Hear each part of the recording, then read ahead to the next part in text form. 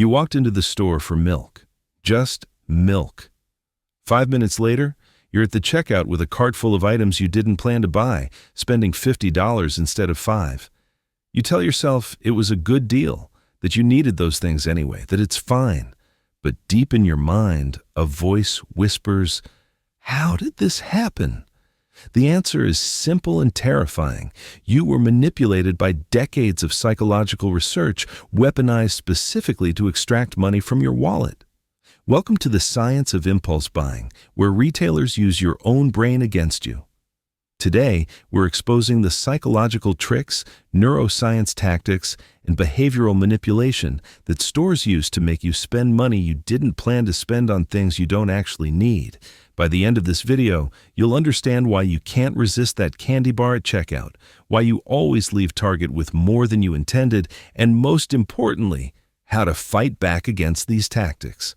Let's start with the most obvious weapon in the retailer's arsenal: store layout design, which is far more calculated and sinister than you ever imagined. Have you ever noticed that grocery stores put milk and bread, the two most commonly purchased items, at the very back of the store, forcing you to walk through dozens of aisles to reach them? This isn't an accident or poor planning. It's a deliberate strategy called the long walk, designed to maximize your exposure to products you weren't planning to buy. The longer you spend in the store, the more items catch your eye, and the more likely you are to make impulse purchases. Retailers know that every additional minute you spend walking through their store increases average transaction value by approximately 2 to 3%, which adds up to billions in additional revenue across the industry. The entire layout is meticulously engineered based on psychological principles. Most stores are designed to make you walk in a counterclockwise direction because studies show that people naturally move this way and tend to spend more when following their instinctive patterns. High-margin impulse items are placed at eye level on shelves, while necessities and cheaper alternatives are positioned lower, where they're harder to see.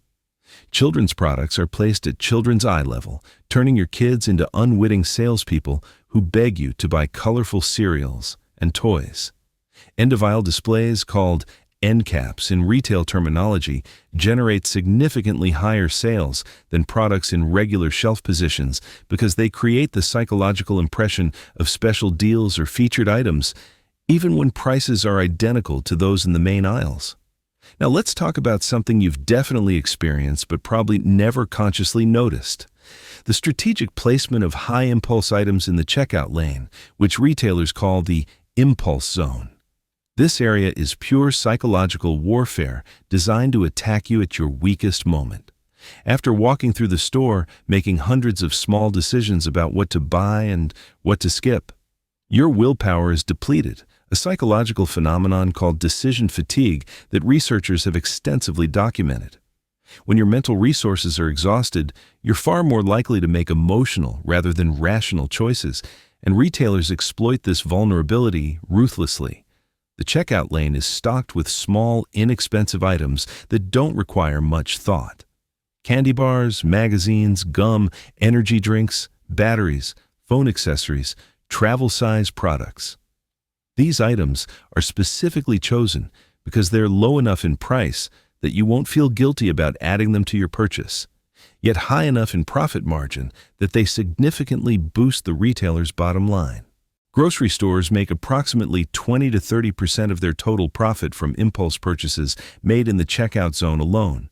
That candy bar that costs you $2 probably cost the store 30 cents, representing a profit margin that would make most businesses envious. Let's discuss another powerful manipulation tactic: scarcity and urgency, which tap into deep evolutionary psychology that helped our ancestors survive, but now just makes us buy things we don't need.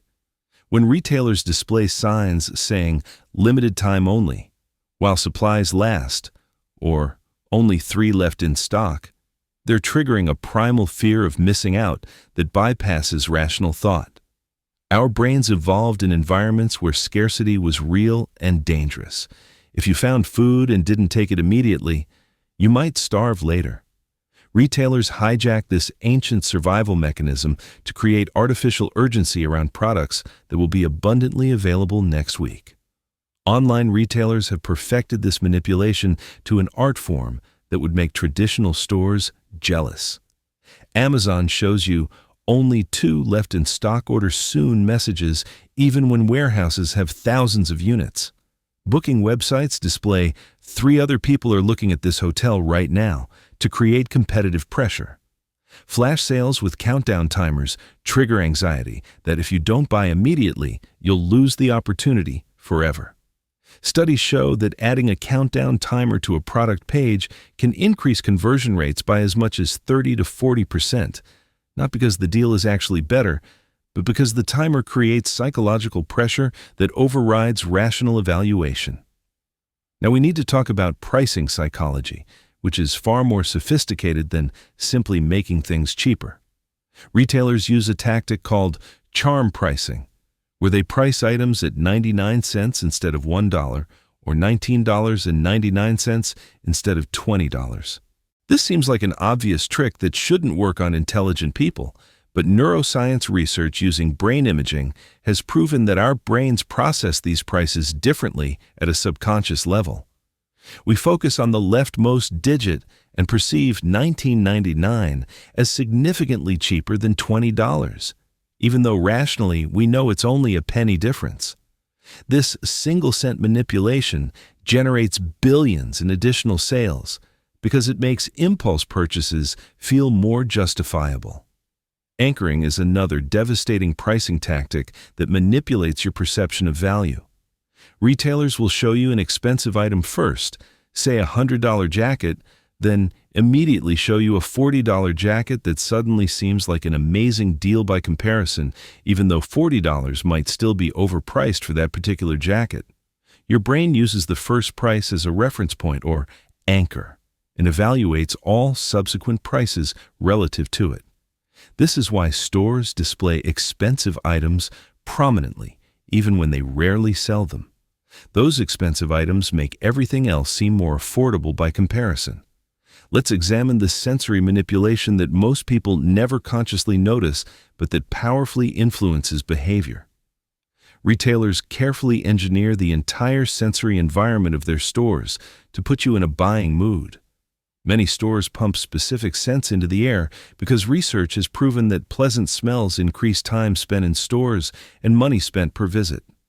Bakeries strategically place their ovens near store entrances so the smell of fresh bread draws people inside and creates feelings of warmth and comfort that translate into purchases.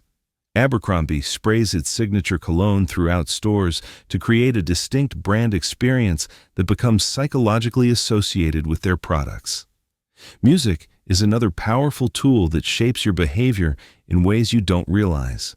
Slow, relaxing music makes shoppers move more slowly through stores and spend more time browsing, which correlates with higher purchase amounts. Fast-paced music encourages quicker movement, which is why restaurants play upbeat music during busy periods to increase table turnover. Studies have shown that playing classical music in wine stores leads customers to purchase more expensive wines because the sophisticated music creates associations with luxury and refinement. Even lighting is weaponized against your wallet. Bright, harsh lighting creates a sense of urgency and is often used in discount stores to encourage quick decisions. Softer, warmer lighting creates a relaxing atmosphere that encourages browsing and higher-end purchases, which is why luxury retailers invest heavily in sophisticated lighting systems. The temperature, flooring materials, and even the width of aisles are all calculated to influence how long you stay and how much you spend.